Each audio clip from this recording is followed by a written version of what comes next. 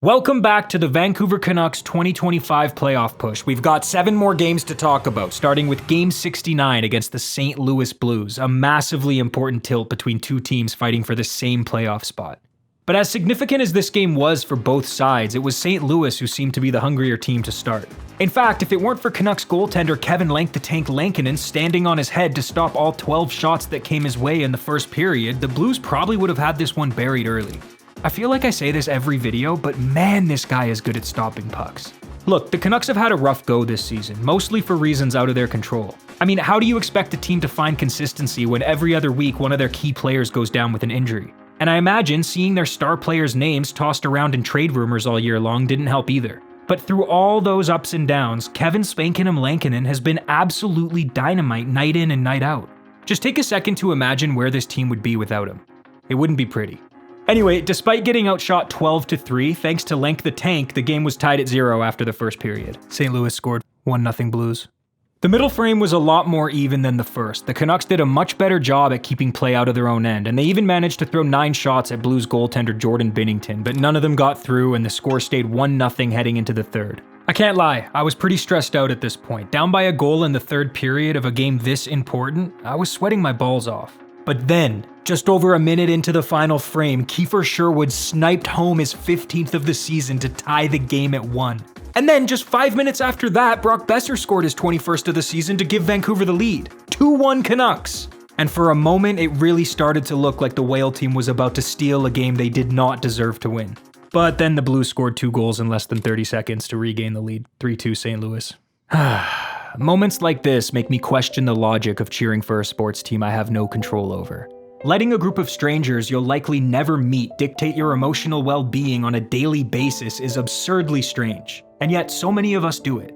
The Canucks have given me some of the best memories of my life, but they've also given me at least one summer spent indoors playing GM mode on my PS3 hoping it would somehow numb the pain of watching my favorite team lose Game 7 of the Stanley Cup Final. It didn't, by the way. The pain is still here. There's been good times, great times, bad times, and downright miserable times. But then I remember what this is really all about. Life is complicated. It's hard. It's unpredictable. You could be riding high, feeling like things have never been better, only to have your star goalie go down with an injury, and just like that, you're divorced. You could be working smart and hard, finally making a real difference at your job, then out of nowhere, your 2 best forwards stop getting along, and boom, you didn't get the promotion. The point is, cheering for a sports team is fun. Until it's not. But when it's not, that's when you have to find a way to keep cheering. You can't give up, but you also can't live in denial. You need to learn to live with the truth. And the truth right now is, the Canucks are down by a goal with only 18 seconds remaining in a game against a team they can't afford to lose to. And the only visible glimmer of hope they have is in this offensive zone faceoff. With the goalie pulled for an extra attacker, if they can win this faceoff and gain possession, they should be able to throw at least one shot at the net. But that's not what happened. The Blues won the faceoff, cleared the puck out, and just like that, Vancouver's only glimmer of hope was gone. Now, we can talk about what the players should do in this situation, but what about the fans? What do we do when times get this tough? Do you mask the pain with anger and start tweeting nonsense about how Elias Pettersson should have won that final faceoff and that because he didn't, he's overpaid and should be traded at an extreme value the first chance they get? Do you start panicking and spread rumors that in 2 years Quinn Hughes is going to give up on his best friend so he can go play with his younger brothers in Newark, New Jersey? Do you grab your tinfoil hat and dedicate your night to arguing that Canucks owner Francesco Aquilini is actively sabotaging the team because he only cares about first-round playoff revenue, making him the first billionaire in history to not want more money for some reason, because if you think about it for longer than 1 second, you'll realize that there's more revenue to be made the deeper a team goes in the playoffs? Or do you stay calm and watch as Captain Quinn Hughes dekes the nutsack off Blues forward Pavel Buchnevich, sends the puck over to Elias Pettersson, who then feathers a ridiculous pass across the ice right to the tape of a wide-open Brock Besser, who slaps one in the mesh past Binnington to tie the game with 3 seconds left? I guess you didn't really have a choice this time. 3-3, time for overtime. The Blues won. So, yeah. Let's move on to Game 70 against JT Miller and the New York Rangers.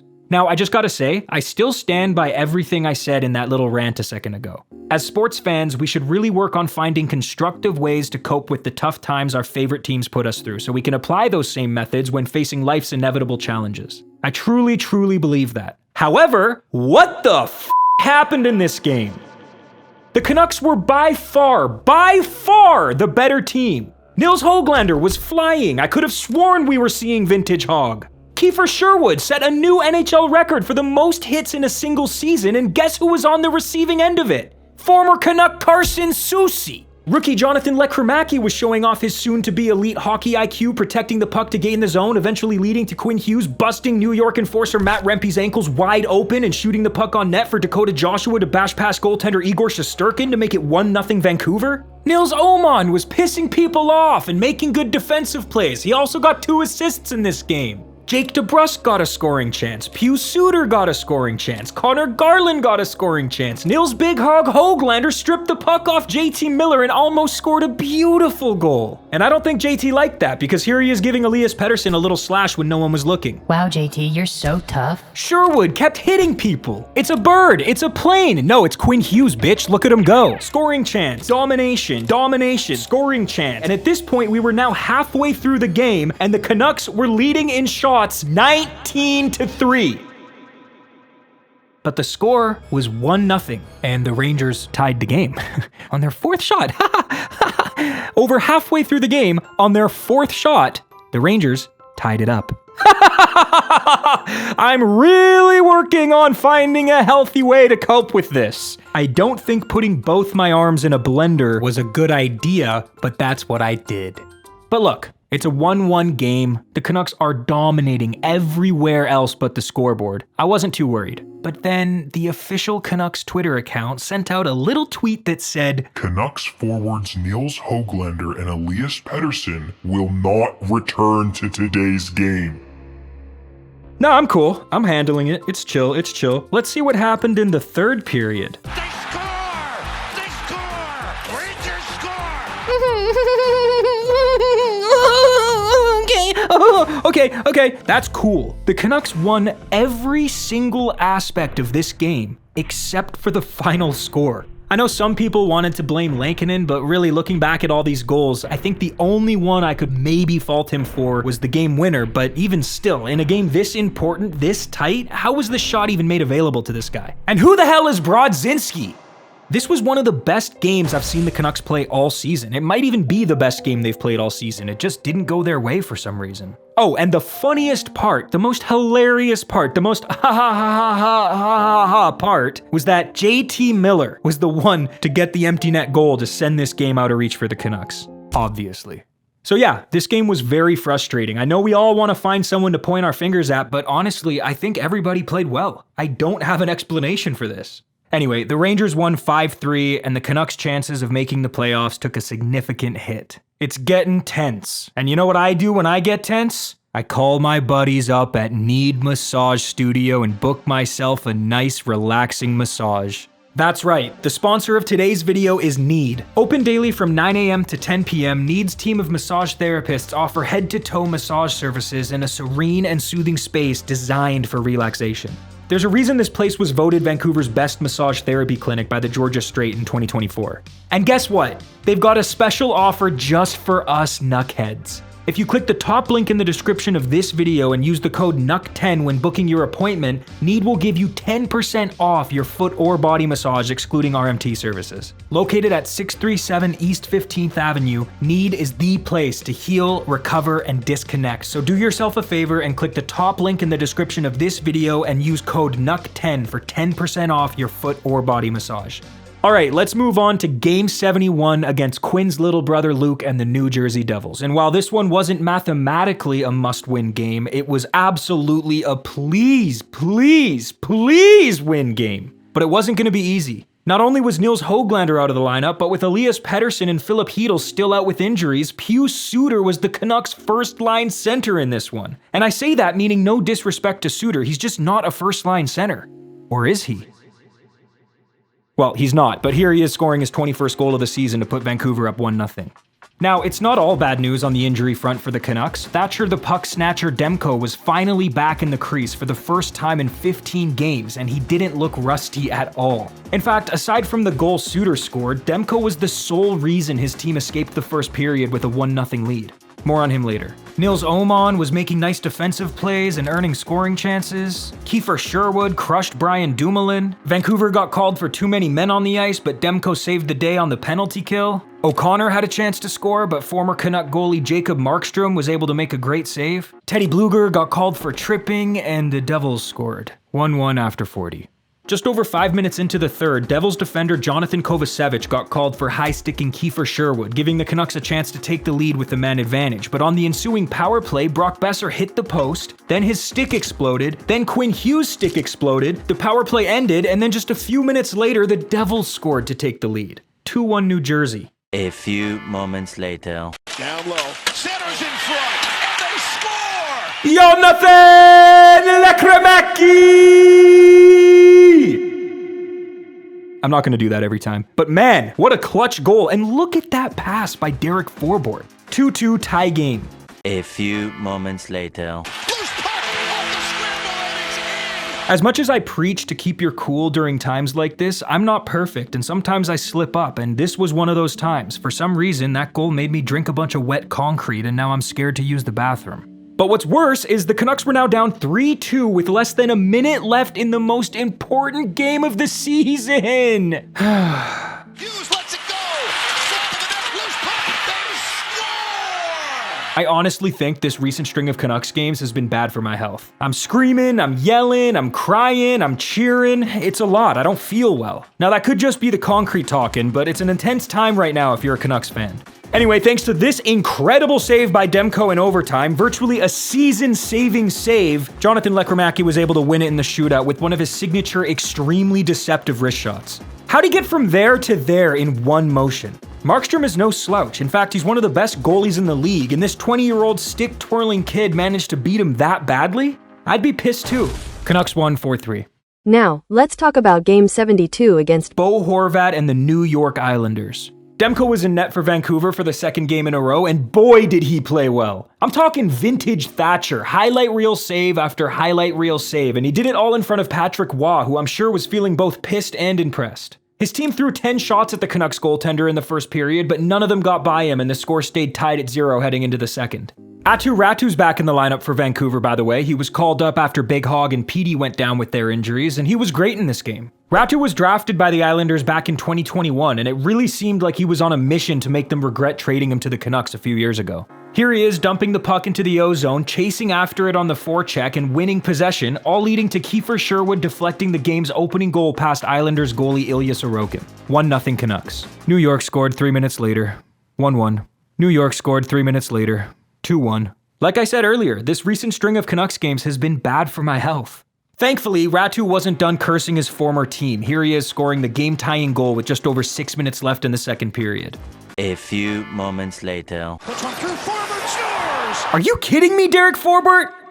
This right here is teamwork on full display. 3 of your best forwards in Elias Pettersson, Philip Hedl, and Nils Höglander are out of the lineup with injuries, and you're up against a team equally as hungry to make the playoffs, so you need goal scoring, but where are you going to get it from? Kiefer Sherwood, Aatu Räty, and Derek Forbort of all people, who's been on a 16-goal pace for the last 10 games. This is teamwork.